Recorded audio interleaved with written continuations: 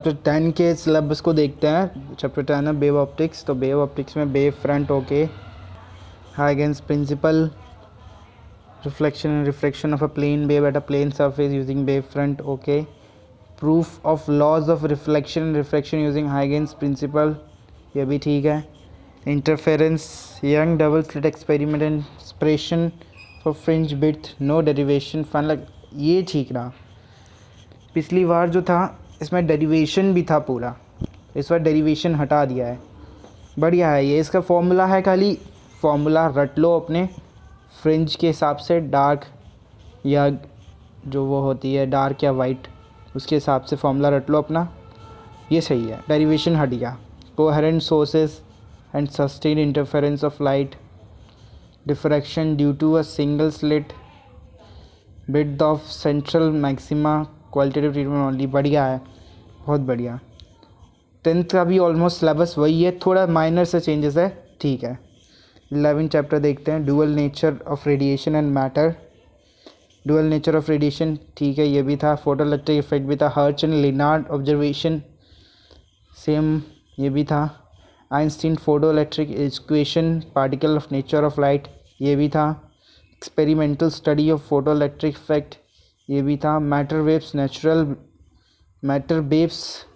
Nature of particle, de Broglie relation, ये भी था। 11 चैप्टर भी सेम है जो पिछली साल था। 12th में देखते हैं, 12th चैप्टर में अल्फ़ा पार्टिकल स्कैटरिंग एलिमेंट, ठीक है। एक्सपेरिमेंट, ये भी है। रदरफोर्ड मॉडल ऑफ एटम, ये भी था। Bohr model of hydrogen atom, ये भी था। Expression for radius of nth possible orbit, ये भी था, ठीक है, ये भी था, डेरिवेशन था। Velocity and energy of electron in nth orbit, ये भी डेरिवेशन था। हाइड्रोजन लाइन स्पेक्ट्रा, ये शायद में नया ऐड हुआ है, मेरे को ध्यान नहीं है। हाइड्रोजन लाइन स्पेक्ट्रा ये शायद में नया ऐड हुआ है, ठीक है। 13 चैप्टर देखते हैं, nuclei composition and size of nuclear force, okay. Mass energy relation, mass defect, binding energy पर न्यूक्लियर एंड इट्स वेरिएशन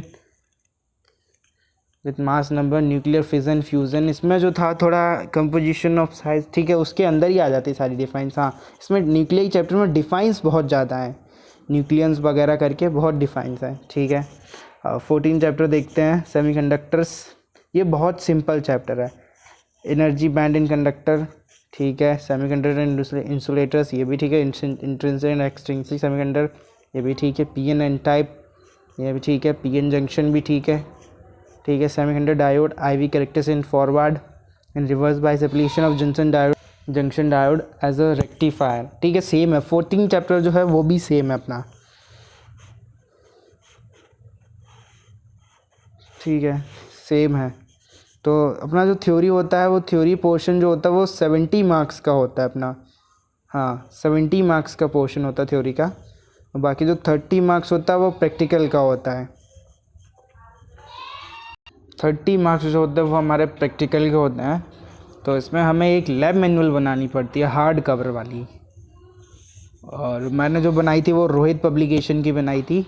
तो उसमें जो टीचर ने थे वो एनुअली उन्होंने जो एक्सपेरिमेंट्स कुछ करवाए थे, उन्होंने लगभग 6 एक्सपेरिमेंट्स सेक्शन ए से कराए थे। हाँ, इसमें खाली 6 ही दिए गए हैं। पिछली बार जो हम लोग का सिलेबस था उसमें बहुत ज़्यादा थे एक्सपेरिमेंट्स वगैरह, उसमें बहुत ज़्यादा थे। इस बार 6 दिए। तो इस बार ये नीचे गाइडलाइन दी गई होगी कि कैसे क्या करना है, कितने कैसे करवाने। तो मेरे को जो था, मेरे में 6 करवाए गए थे, उन्होंने 6 करवाए थे एनुअली। और वहाँ पे जो परफॉर्म करना था वो सर ने पहले डिस्ट्रीब्यूट कर दिया था कि आपको कौन सा परफॉर्म करना है और कौन सा आपको कॉपी में लिखना है। तो इसका तो आप टेंशन मत लो। 12th का एक्सपेरिमेंट प्रैक्टिकल का आपको 12th जो है आपको मेन अपना थ्योरी पे फोकस करना है, और जो 30 मार्क्स है वो मोस्टली आपके स्कूल के हाथों में ही होता है। तो इसमें बोला गया है कि 30 मार्क्स क्या इंक्लूड करेगा, 2 एक्सपेरिमेंट फ्रॉम ईच सेक्शन, ये आपको बोर्ड की प्रैक्टिकल कॉपी में लिखना पड़ेगा। और 5 मार्क्स जो होंगे जो आपने पूरे पूरे ईयर में जो आपने जो करे होंगे प्रैक्टिकल्स वगैरह एक्सपेरिमेंट वगैरह, जो 5 मार्क्स मतलब कुल मिला के जो आपने जो लैब मैनुअल बनाई है और जिसमें आपने सारे एक्सपेरिमेंट्स वगैरह लिखे हैं, वो 5 मार्क्स जो हैं आपके लैब मैनुअल के हैं। और 1 एक्टिविटी फ्रॉम एनी सेक्शन, ये 3 नंबर की एक एक्टिविटी लिखनी पड़ेगी आपको वो बोर्ड की कॉपी में। एक इन्वेस्टिगेटिव प्रोजेक्ट लिखना पड़ेगा आपको 3 नंबर का उस बोर्ड की कॉपी में। और जो है आपका 5 नंबर का जो है आपका वाइवा होगा। जो वाइवा होगा वो एक्सपेरिमेंट पे होगा, एक्टिविटीज़ पे होगा और प्रोजेक्ट्स पे होगा। वाइवा के लिए स्पेशल गाइडलाइंस तभी आती हैं जब वाइवा का डेट आ जाता है, और तब स्पेशल्स गाइडलाइन निकाली जाती हैं वाइवा के लिए कि कौन सा टीचर कब अलॉट होगा, मतलब कैसे अलॉट होगा, वो प्रिंसिपल्स को डायरेक्ट भेजी जाती हैं SOPs। जनरली हम लोगों को पब्लिक के लिए भी निकाला जाता है एक नोटिस, बस उसमें ये इन्फॉर्म करने के लिए कि कौन से प्रैक्टिकल कब से कंडक्ट करवा रही है CBSE, ऐसा कुछ। और बाकी जो प्रैक्टिकल जो होता है वो अपना जो स्कूल होता है वो एक्सटर्नल से कोऑर्डिनेट करके अपनी कंफर्ट के हिसाब से शेड्यूल करवाता है। तो 6 एक्सपेरिमेंट A सेक्शन में है, 6 एक्टिविटीज़ हैं। हाँ, B सेक्शन में जो है 9 एक्सपेरिमेंट है। तो इनमें से B सेक्शन में से हाँ मतलब मेरे को 6 करवाए गए थे। तो ऐसे ही आपके स्कूल में वो टीचर देख लेगा या फिर नीचे इसमें गाइडेंस इंस्ट्रक्शंस दी होंगी, अभी देखते हैं। 7 एक्टिविटीज़ हैं सेक्शन B में, और ये जो है प्रोजेक्ट्स हैं, 8 प्रोजेक्ट हैं, ठीक है। ओके, ये विजुअली इम्पेयर्ड स्टूडेंट्स के लिए है।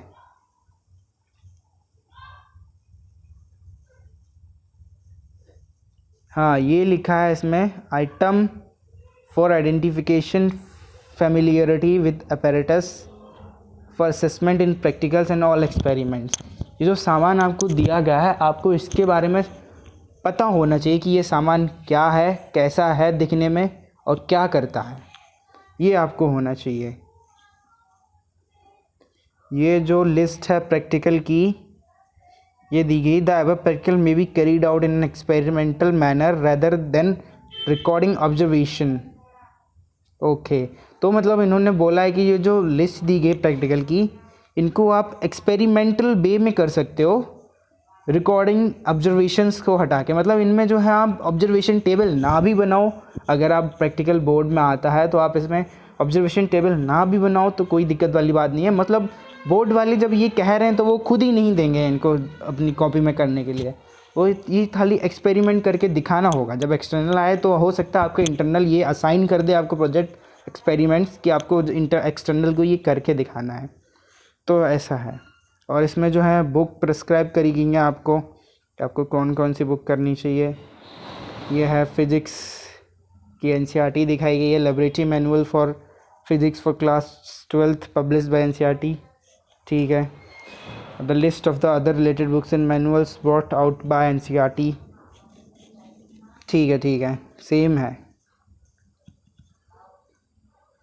द कंटेंट, और ये नोट दिया गया है, the content indicated in NCERT textbook is excluded for the year 23 and 24 is not to be tested by schools and will not be assessed in the board examination 2020। भाई ये लिख तो देते हैं कि असेस्ड नहीं करा जाएगा बोर्ड एग्जामिनेशन में, फिर भी हमें कहीं ना कहीं कुछ ना कुछ चीज़ें जो हैं देखने को मिल जाती हैं। जैसे इस बार कुछ इमोशनल EMF करके कुछ ऑप्शंस में आए थे क्वेश्चन।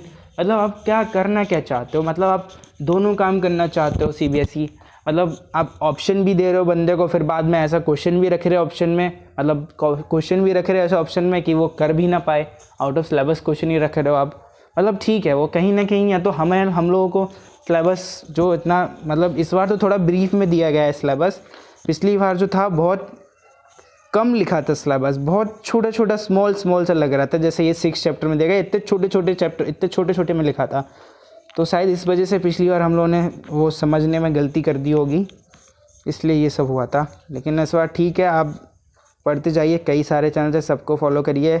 और मैं भी जो हूँ अपने हैंड रिटन नोट डालता रहूँगा अपने चैनल्स पे, तो आप देख सकते हैं अगर आपको उससे कुछ भी हेल्प चाहिए। और मेरे पास कई सारे जो हैं, मतलब कई सारे टाइप्स के नोट्स मिल जाएंगे आपको, आप जैसे चाहेंगे वैसे मिल जाएंगे, PDF फॉर्मेट, रिटन फॉर्मेट में, आपको जैसे नोट्स चाहिए होंगे आपको वैसे मिल जाएंगे। मेरे पास कई सारे पब्लिशर्स हैं, उनके नोट्स रखे, क्योंकि मैंने ऑलरेडी बुक्स ली थी उनकी अपनी 12th में, तो वो मेरे पास रखे हुए हैं अभी, तो जैसा आप बताते जाएंगे, मतलब जैसा आप डिमांड करेंगे कि मुझे इस सब्जेक्ट के ये नोट्स चाहिए, मैं आपको वो नोट्स प्रोवाइड कराऊंगा, उस पर्टिकुलर चैप्टर्स के नोट्स प्रोवाइड कराऊंगा।